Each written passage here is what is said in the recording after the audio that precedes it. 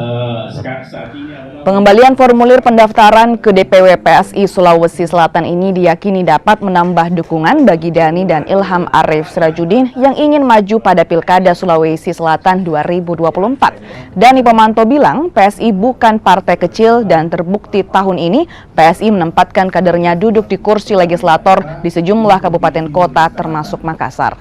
Sementara itu Ilham Arif Sirajuddin yang juga mengembalikan formulir pendaftaran Pilkada Sulawesi Selatan berharap bisa mendapatkan dukungan dari PSI.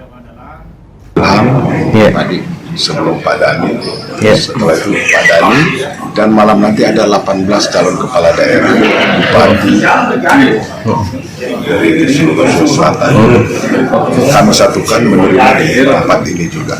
Selanjutnya saya akan serahkan, tentu ada catatan-catatan yang akan kami berikan ke DPP untuk penguatan dari keperluan rekomendasi kan namanya itu.